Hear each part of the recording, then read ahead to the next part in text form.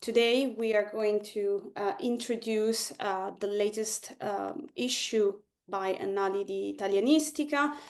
This issue is focused on 50 years of Morante's La Storia, Beyond History, and the guest editors are going to introduce the volume.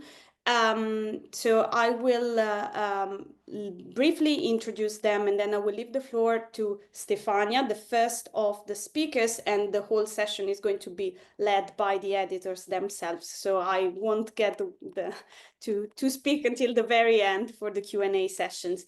If you have questions for the editors or for some of the contributors who are here with us, just please ask them in the final session.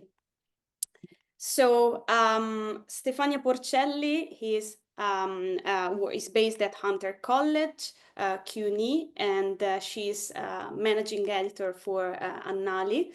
Mara Josi is based, as I mentioned, at University College Dublin, and she's one of the editors together with Stefania, Katrin Wehling-Giorgi, who is based at Durham University, Ursula Fanning, again, University College Dublin, and Franco Baldasso, Bard College.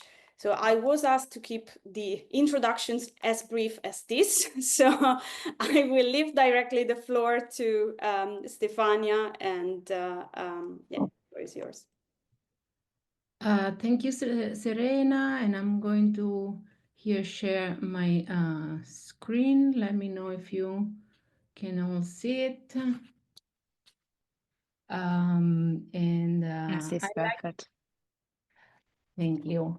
I'd like to begin by thanking University College Dublin for hosting this event. All of you for joining us today, and especially it's nice to see the authors, the translators in the audience, and the members of the editorial team of Annali di Italianistica that could make it. Others are busy teaching or traveling. I have the honor of serving as a managing editor of the journal, and I'm also one of the guest editors, as Serena mentioned. Each of my fellow guest editors will briefly speak just in a moment, but I want to first express my deep gratitude to them and to everyone involved in bringing this volume to life. It takes a village or a global village to do this. So Annali, I'll show you the cover of this issue, and as you can see here from the list on your left, Annali has been in publication for 42 years, founded and directed by Professor Dino Cervigni, with the mission of, I'm quoting our mission here, promoting Italian literature in its cultural context, fostering scholarly excellence, and selecting topics of broad interest across Italian studies. Now, I still remember when I first proposed an issue on Elsa Morante to celebrate the 50th anniversary of the publication of La Storia, Dino Cervigni asked me, are we sure that there is enough interest? Well, I think the results in this volume really speak for themselves. As you probably know, Annali publishes monographic volumes that are open to a wide range of critical approaches. For this one, our call for papers invited contribution that engaged with current theoretical perspectives, as well as reflections on the reception of Morante's work over time, like in the last 50 years or so. The issue focuses on La Storia preeminently, but it also includes comparative readings of her other works and explorations through lenses like translation and transmediation. We've been excited about this volume from the very start, and we're thrilled with how it turned out. The essays are not only strong individually, but they're also in dialogue with each other. and with the broader scholarship on Morante. And Morante really remains such a powerful voice, speaking to us on so many levels: ethical, aesthetical, emotional, political. We received proposals that approached La Storia from many angles, as I said, historical, affective, linguistic, with trauma studies, gender studies, comparative analysis. And while some areas like environmental humanities, eco-criticism, post-humanism didn't get as much space in this issue, we see great potential there for future work. There's so much more to be said about this book, and we hope this issue will spark new conversations. I'm also, one last thing I want to say about the contributions that I'm also especially proud that, in line with Annali's commitment to a plurality of voices, we've included contributions by both established scholars and emerging ones. Let me say a few words about our cover that you see here. For the first time, I believe we feature bold colors on a cover of Annali, and I'm so happy about it. The image is a mural by Uman, Manuela Merlo, is her name, dedicated to Morante and created as part of the project Scrittrici come Ossigeno, curated by the Association Le Altre in collaboration with La Sapienza University, the Lazio region, and the Feminist Studies group Sguardi sulle Differenze. And the mural is located in Rome, in the Marco Polo building in San Lorenzo, and now enriches the building of Lettere e Filosofia. For this issue, our graphic designer, shout out to Benedetta Baraldi, as you have seen here, she fragmented the image to suggest a multiplicity of perspective, including diverging ones. You see the eyes are diverging there, which reflect the complex and traumatic experience of history as portrayed in Morante's work. And I'll now, I will leave the floor to the other speakers who will delve a bit more into the volume by presenting the clusters of contribution that make up this issue. Mara? Thank you. Yeah, thank you, Stefania. So before starting, I just wanted to reiterate my gratitude to my colleagues, including both the guest editors and all the scholars and authors that really managed to bring to life this volume. So said that, I would like to spend a couple of words about the title, considering that we discussed the cover, well, the title 50 Years of La Storia, right? Elsa Morante, Beyond History. And I think that the key word here is beyond. So looking beyond what history and historiography has registered, focusing on those who have been marginalized. That is one of the aims, surely, of Morante's work. But beyond the Storia, in terms of going backward and forward, looking at genealogies and the afterlife of this historical novel, but also a sort of a comparison with those work that preceded or were published after La Storia. So as you can see, the volume is divided in 6 sections. And these titles, I think, were particularly telling of the content of the article that were included. And to be completely fair, I'm pretty sure you realize that we engaged in wordplay around the title La Storia. So yes, meta history in history, micro history, history in dialogue, before history and beyond history. And what is interesting is also, I think, this ring composition that I think you will eventually at this hopefully at the end of this talk realize, which is very much present. So this sort of ring composition between the first section and the last section of this volume. So the first section consists of 4 articles devoted to La Storia. The analysis is both devoted to narrative techniques, so what kind of literary strategies are used by Morante. Particular attention has been paid to the nameless female, apparently omniscient narrator, who is seen as Morante's voice, Elsa ipse. So this subjective perception of the female eye is indeed recognizable. And this narrative strategies is considered as deeply personal and breaking down barriers between author, narrator, and readership.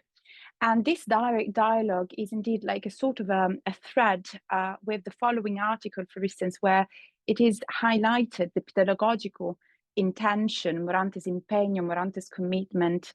So the idea of literature as a didactic device that underscores the transformative potential of literary text. Therefore, it is in line clearly with the redemptive role of art by Morante, this educational purpose. Literature really can serve as a catalyst for critical thinking and societal transformation. But this section also dealt with linguistic intricacies. So in other words, complexities of linguistic translation, and I'm thinking about dialogic pluralism. So this regional dialects, the language of Giuseppe, and this compassionate and maternal attitude that can be recognized through these regional dialects and language by Giuseppe, this attitude of Morante towards the marginalized character. It is a polyphonic narrative that helps transcending social and linguistic boundaries, in other words. So these multiple voices and dialects really help us seeing Morante's endeavor, humanistic and inclusive vision. And the linguistic intricacies are also considered in terms of the challenges of translation. So the difficulties in maintaining plurilingualism and the pluridialectal elements. The translation of William Weaver, 1977, has been considered in the last article, for instance, and considered as diminishing the ideological and affective dimension of the novel, which is closely tied to the linguistic variety. And therefore, we are really waiting for Anne Goldstein's new translation of La Storia. And now I'm shutting up and leaving the floor to Katrin.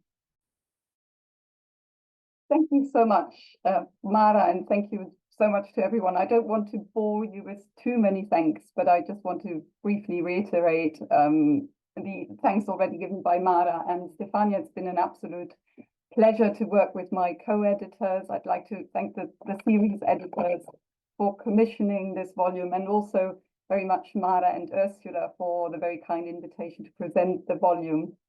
I'll say a few words about the second section, which, as you can see here, is entitled In History, Shoah, Memory and Trauma. And this section very much looks at the role Morante's work played in the construction of history and its aftermath. So it situates the novel within recent debates and critical developments around trauma, cultural memory and reception studies. And the essays in this section very much provide a kind of reassessment and revaluation, importantly, of Morante's central contribution, as Stefania has already said, to these debates in the post-war period. And especially trauma and cultural memory studies are relatively new in the Italian context. and much more prominent in an Anglo-American critical context.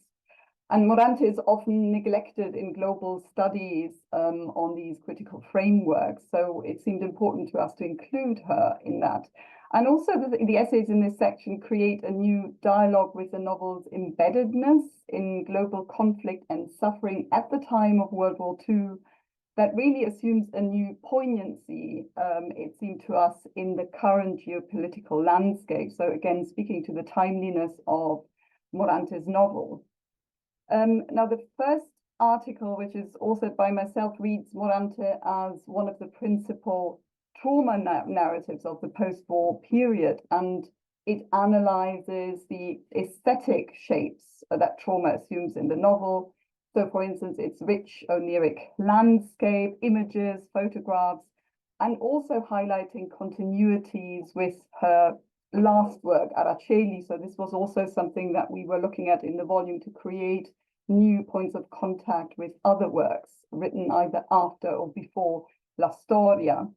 The two works have long been considered radically separate, whereas what we're trying to say here is that the trauma is also really mirrored in some of the aesthetic shapes of that last novel.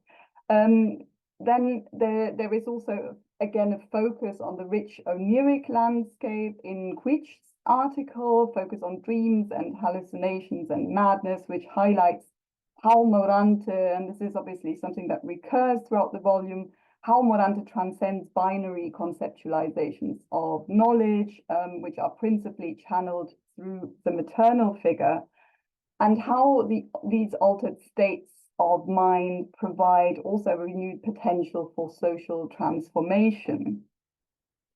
Now, again, speaking to the sort of relatively new critical framework of cultural memory studies, Bartolini's article provides a new assessment of the novel's critical and central role in shaping the cultural memory of past conflict. And here he suggests that it acts as a vector of memory of the recent Italian past, so specifically focusing, for instance, on the portrayal of the Shoah, the resistance, and the Axis War.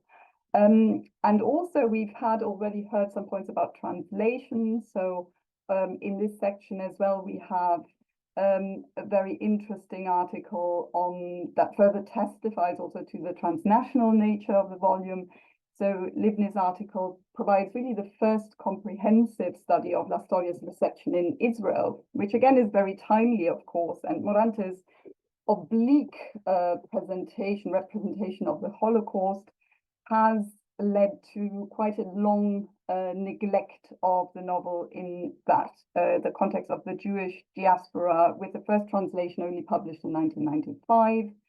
And due to this complex reception amongst the Jewish diaspora, the novel has yet to be fully appreciated by Israeli readers for its unique political, ethical, and aesthetic contribution. And I'll pass on to my co-editor now for the next section. Thank you. I think that's me. Thank you, Katrin.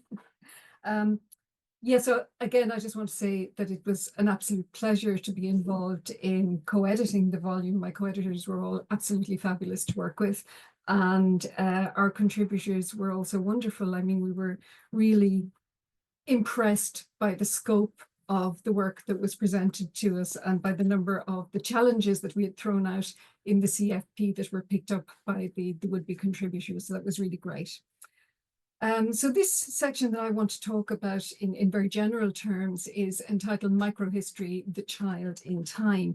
And this particular section of the volume focuses very squarely, as you'll see from the titles of the different pieces here, of the different essays here, focuses squarely on the character of Giuseppe.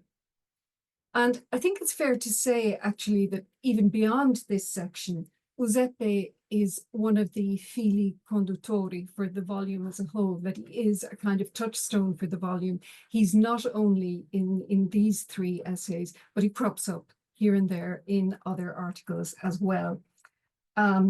in the service of illustrating specific features of Morante's work. But in this section, he's absolutely central to the analyses that are offered. And I suppose in that sense, this section almost created itself. It was the centrality of Giuseppe to the arguments presented here that led us to group these pieces together, and that hopefully allows them to bounce off each other in a way that's productive for the reader.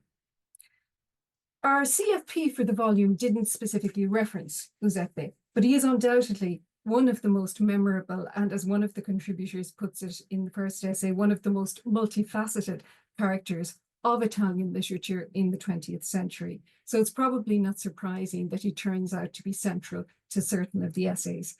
And I have to say that on a personal level, I think it's immensely satisfying that he continues to have such resonance for contemporary critics, and that he speaks so eloquently to our current critical concerns around trauma, as mentioned by Katrin, affect, and emotional theory, as well as providing a bridge between Morante's worldview and that of other authors in the fields of both literature and philosophy. Giuseppe both delights us and distresses us. He makes emotional and intellectual demands of us, I think, in our encounter with him.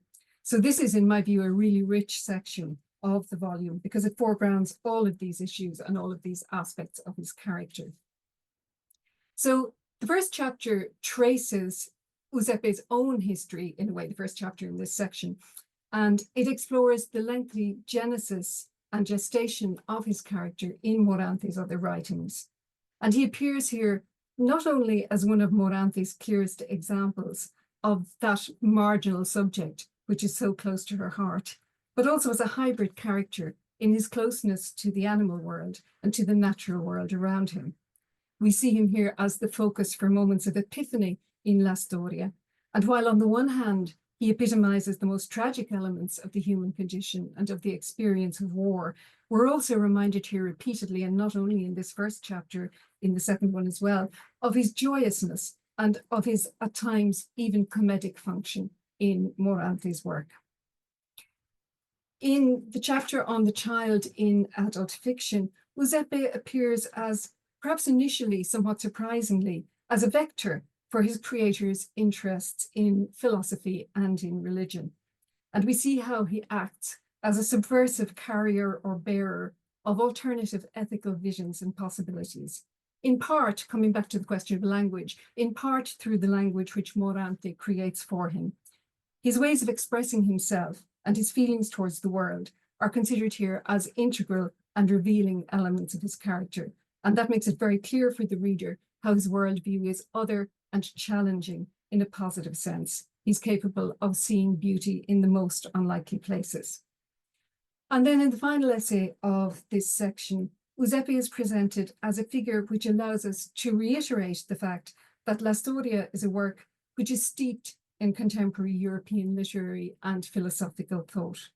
Through him, we can see Morante grappling, for instance, with Simone Weil's concepts of decentering the self and of the refusal of the transmission of the evil in a manner analogous to that which is employed by Iris Murdoch in this instance, for example. So I think what's really clear from this section of the volume as an entity is that Morante's representation of Giuseppe's sense of wonder, of beauty, and of joy, alongside her focus on his compassion for and his identification with others, including other animals. Posthumanism does come up a little bit here. All of this raises issues that are entirely contemporary for us as readers, as well as being of their own time. Morante is presenting us in La Storia with an investigation of the experiences of war and inhumanity, which, as was said earlier, we're all too familiar with in our contemporary context. And we're forcibly reminded in this section of the volume that she does this in a heightened way when she makes us look through the eyes of a child. Giuseppe's voice is not one we can ignore or forget about once we have encountered it. It reaches out across time, and I think it will undoubtedly continue to do so. And with that, I'll hand over to Stefania to discuss the next section of the volume. Thank you, Ursula. And as you might have, inferred so far, we could have grouped these articles in other different ways that we have, because there are recurrent themes or approaches, but we like to see how these contributions positions themselves vis-a-vis history.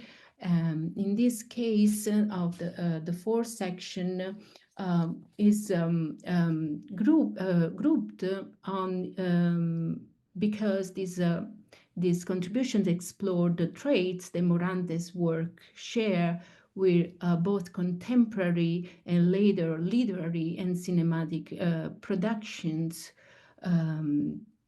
by other authors, obviously. These works analyzed in this section often adopt unconventional perspectives and experimental styles that challenge the traditional storytelling, as, for example, in the first essay. At the same time, they draw connections across culture, language, and artistic forms. A recurring theme is also the construction of memory and the reinterpretation of texts, especially through visual media. A point of reference in the first article is Kurt Vonnegut's Slaughterhouse-Five, which provides a lens through which the author can illuminate the relationship between trauma, textual construction, and even soundscape. A topic fairly new, I would say, in Morante's scholarship. All these essays, moreover, highlight how diverse voices and transnational perspectives contribute to rethinking national histories and cultural identities. The works analyzed include narrative texts by Italian and transnational authors, the use of photography in La Storia, and literary explorations by Helena Janecek, for example. The second essay here positions Morante's work indeed within the Italian Jewish literature by foregrounding a rich network of references to Jewish experiences in a wide array of Morante's texts, while at the same time demonstrating the transnational dimension of the work. This dimension emerges already in the choice of Morante's covers. And the same attention to, of course, the images and the photography comes up in Janecek's La ragazza con la Leica. Of course, so these examples show how multiple viewpoints and cross-cultural dialogues promote a richer, more inclusive vision of Italian identity.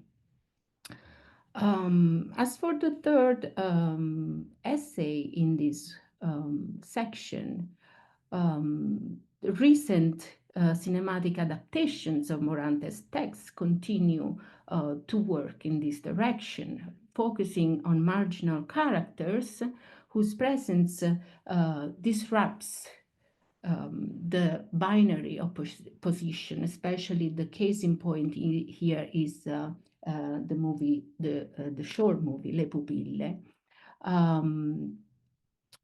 where there is this kind of undermining of the dichotomy between good and evil, light and darkness, to the topic and the image of the eyes of the pupille. The very same dichotomy, we can say, that sustains systems of oppression. And I will give the floor now to Franco. Thank you. Thank you all for coming here today. It's a real pleasure to have the opportunity to discuss about, this work is pretty complex. And first of all, I think the volume showcases clearly the collegiality and the conversation, the many conversations that were among the editors, and really it was a pleasure to work with all of you. And also I take the opportunity to thank Mara and Ursula from UCD for hosting us and continue the conversation that was intrinsic in everything we did for this volume. And conversation, dialogue is exactly what provides the continuity among the sections. This one, the title is Before History, Morante's Earlier Works, is a section that we decided to add, especially because other works by Morante besides La Storia are not just relevant in themselves, but also interesting for new perspectives on rereading La Storia. And I think it's necessary to take a look at Menzogne Sortileggio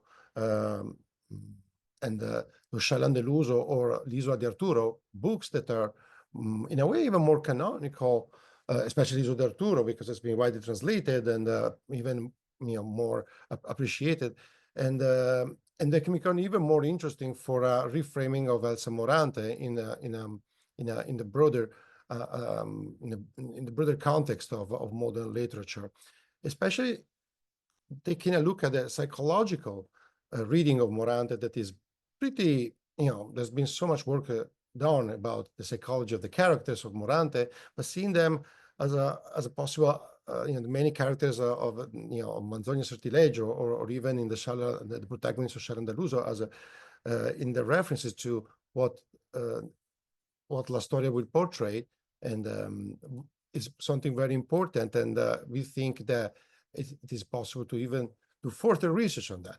So the approach of the first article on Menzogne Sortileggio, Lies and Sorcery, as beautifully translated recently by Jenny McPhee into English, addresses not just the encounters of different personality, but also the mimetic desire of these characters, structuring the understanding of the novel in a completely different fashion and prone to understanding of a societal underpinnings, not just the affecting emotional ones.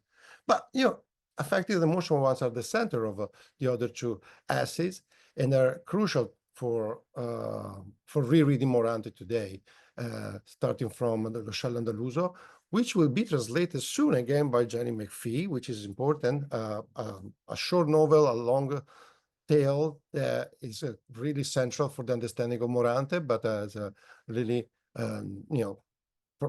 there's not much about it in the Anglo-American world. And so this article is especially welcome. And finally, the taboo of romance and the readings of the protagonist of L'Isola di Arturo, Arturo himself, that really fashions his world in a gendered way, because he is the recipient of traditions that are probably not quite at odds with the representation that Morante herself and the words that has developed in the meantime would like to portray. So this section is about contradictions also, not just about genealogies.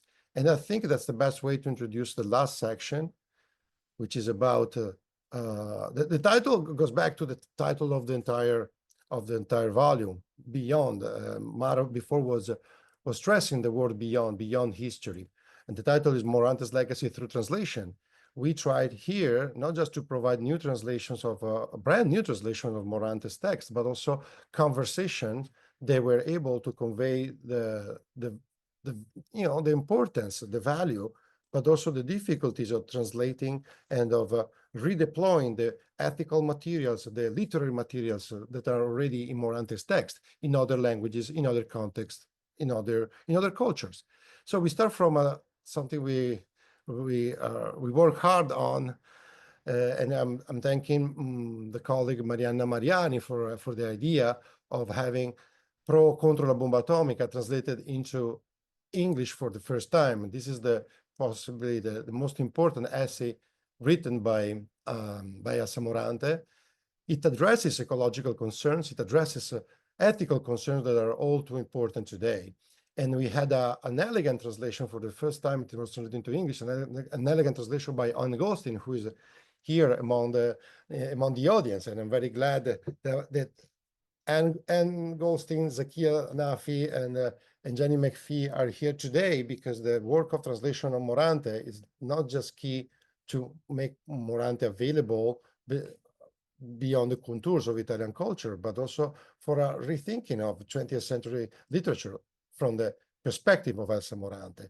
And the conversation that are here among translators do not speak only of the importance of Morante, the influence of Morante, but also of the difficulties of the practice of translation, and also how the practice of translation can really deeply affect our work as scholars. You have here the conversation that we had. We had to cut some parts because they were long and interesting and go into different directions. But I would like to conclude with the last conversation that is by Francesca Medaglia and Giulia Calenda. It's not a conversation only on translation in a literary fashion, but also on how the recent adaptation of La Storia for the TV series, directed by Francesca Archibugi and starring Jasmine Trincali, Germano, and Valerio Mastrandea, became a new kind of approach to the work of Morante, and especially to La Storia. Thank you.